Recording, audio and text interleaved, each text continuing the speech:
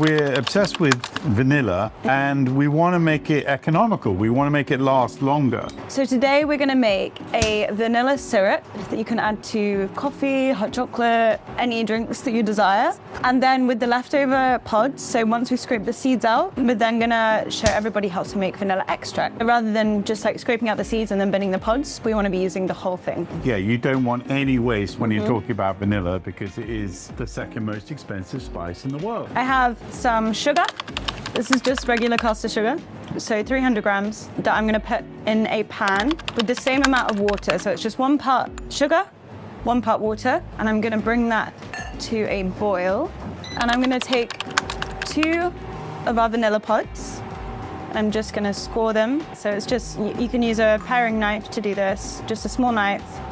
And then when you've scored it, you want to just sort of use the blade to scrape out those gorgeous black seeds. And I'm just gonna stick these in the pan as well with my syrup. And as the syrup is boiling, those flavors are gonna be infusing into that syrup. Now we have our leftover pods. The thing that we wanna do with these is obviously make the extract. Yeah. Now, there's just 2 ingredients in vanilla extract. It's alcohol, so the kind that you can drink. Okay. So for example, any high proof alcohol will work. We normally use vodka because that is flavorless. And you'll just soak these in alcohol. Okay. It takes around minimum 3 months. You want to have these soaking. 3 months? You can literally just open a bottle of vodka, stick them in, close the bottle, forget about them, put it on a shelf somewhere, come back to it in a few months. Up to a year is great if you have that long, if you have that attention span, or if you're good at just leaving things and forgetting about them. And then after a few months, then the vanilla will have really infused with that vodka. It will have changed color into a gorgeous sort of ambery liquid,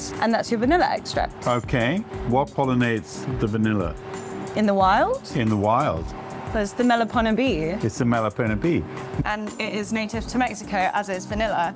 So if you take vanilla away from Mexico, there's no bees. Meanwhile, my syrup here is just coming to the boil, and then we have a syrup that is I can ready to get use. the aroma is already kicking off. This is one of the things that we're keen to transmit about real vanilla.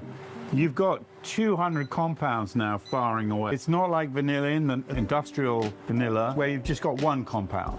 As you're heating as well, you're just sort of basically fast tracking the extraction of those amazing compounds Right. into the syrup. We can use this for a coffee right now, so once Okay. it's done.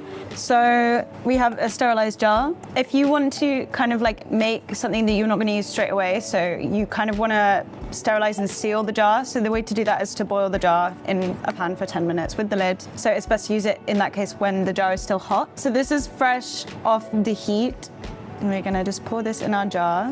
Then pop the lid on nice and tight. So like I said, if you're sealing it, you want to use the hot jar and just turn it upside down for a little bit, and that will create a seal. We want to make hot chocolate. I think we better go down the vanilla hot chocolate. Chocolate and vanilla work so well together because they've got similar compounds in them. Chocolate does have vanillin in it, and obviously it's also got the cocoa butter. So the vanilla, the length of it just keeps going. Enjoy. Enjoy. How the hell am I going to eat this without getting myself covered?